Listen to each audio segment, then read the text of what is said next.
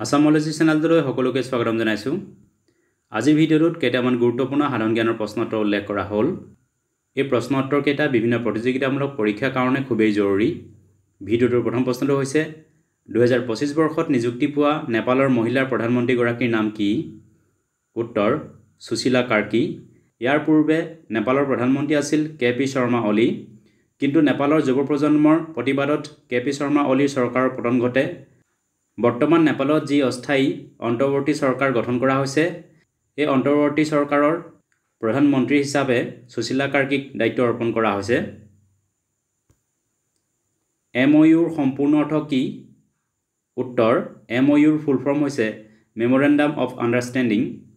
MOU হৈছে দুটা পক্ষ বা ততোধিক পক্ষৰ মাজত হোৱা এক প্ৰাৰম্ভিক বুজাবুজি চুক্তি। ভাৰতৰ নিৰ্বাচন আয়োগত প্ৰথমবাৰৰ বাবে দুজন অতিৰিক্ত আয়ুক্তৰ নিযুক্তি কোন চনত কৰা হৈছিল? উত্তৰ 16 অক্টোবৰ 1989 চনত। ইয়াৰ পূৰ্বে ভাৰতৰ নিৰ্বাচন আয়োগ এগৰাকী মুখ্য নিৰ্বাচন আয়ুক্তৰ অধীনত পৰিচালিত হৈছিল। বৰ্তমান ভাৰতৰ নিৰ্বাচন আয়োগত 3গৰাকী সদস্য আছে। এই 3গৰাকী সদস্যৰ ভিতৰত এগৰাকী মুখ্য নিৰ্বাচন আয়ুক্ত আৰু 2গৰাকী অতিৰিক্ত নিৰ্বাচন আয়ুক্ত আছে। 1919 চনত গঠন কৰা হাণ্টাৰ কমিটি বা কমিশ্যনৰ ভাৰতীয় সদস্য কেইগৰাকী কোন আছিল? উত্তৰ এই কমিটিত 3গৰাকী ভাৰতীয় সদস্য আছিল। এই 3গৰাকী সদস্য হ'ল ছাৰ চিমনলাল হৰিলাল চিতালৱাৰ, পণ্ডিত জগত নাৰায়ণ আৰু চৰ্দাৰ চাহিবজাদা চুলতান আহমেদ। 1919 চনত জালিয়ানৱালাবাগত ব্ৰিটিছে কৰা গণহত্যাৰ তদন্ত কৰিবলৈ এই হাণ্টাৰ কমিশ্যন গঠন কৰা হৈছিল।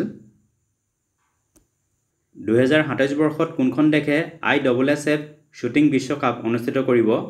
উত্তৰ ভাৰতে। ISSFৰ ফুল ফৰ্ম হ'ল ইণ্টাৰনেশ্যনেল শ্বুটিং স্পৰ্ট ফেডাৰেশ্যন। 2025 বৰ্ষৰ ছেপ্টেম্বৰ মাহত ভাৰতীয় সৈন্যই চিয়ম প্ৰহাৰ সৈনিক অনুশীলন কোনখন ৰাজ্যত অনুষ্ঠিত কৰে? উত্তৰ অৰুণাচল প্ৰদেশত। All India debt and investment survey ভাৰতৰ কোনটো এজেঞ্চিয়ে কৰে? উত্তৰ ৰাষ্ট্ৰীয় পৰিসংখ্যা কাৰ্যালয় অৰ্থাৎ নেশ্যনেল ষ্টেটিষ্টিকেল অফিচে কৰে। হিমাচল প্ৰদেশৰ পৰা হাৰিয়ানা, পঞ্জাৱ আৰু ৰাজস্থানলৈকে বৈ যোৱা ঘাগ্গৰ নদীৰ উৎপত্তিস্থল কি? উত্তৰ হিমাচল প্ৰদেশৰ শিৱালিক পাহাৰ। নেশ্যনেল নিউট্ৰিশ্যন উইক অৰ্থাৎ ৰাষ্ট্ৰীয় পোষণ সপ্তাহ কেতিয়া পালন কৰা হয়? উত্তৰ 1 ছেপ্টেম্বৰৰ পৰা 7 ছেপ্টেম্বৰলৈকে। লাংখুন উৎসৱ অসমৰ কোনটো জনজাতিয়ে পালন কৰে? উত্তৰ তিৱা জনজাতিয়ে। পানীটেঙা নামৰ খাদ্যবিধ কিহৰ পৰা প্ৰস্তুত কৰা হয়? উত্তৰ সৰিয়হৰ গুটি, লাই শাকৰ গুটি আৰু থেকেৰা। কুল্লু উপত্যকা কোনখন ৰাজ্যত আছে? উত্তৰ হিমাচল প্ৰদেশত আছে। চন্দ বৰদাই কোনগৰাকী শাসকৰ ৰাজসভাৰ কবি আছিল? উত্তৰ পৃথ্বীৰাজ চৌহান। কোনটো বৰ্ষত বেংগলৰ গৱৰ্ণৰৰ পদটো গভৰ্ণৰ জেনেৰেল অফ ইণ্ডিয়া কৰা হয়? উত্তৰ 1833 চনত। ভাৰতৰ কোনখন ৰাজ্যই সৰ্বাধিক জলবিদ্যুৎ উৎপাদন কৰে? উত্তৰ হিমাচল প্ৰদেশ। টিয়ানৱেন-1 নামৰ মংগল গ্ৰহলৈ পঠিওৱা অভিযানটো কোনখন দেশৰ লগত জড়িত? উত্তৰ চীন। ভাৰতৰ প্ৰথমটো ৰাষ্ট্ৰীয় চলচ্চিত্ৰ সংগ্ৰহালয় কোন ঠাইত স্থাপন কৰা হৈছে? উত্তৰ মহাৰাষ্ট্ৰত। IGMDPৰ সম্পূৰ্ণ অৰ্থ কি?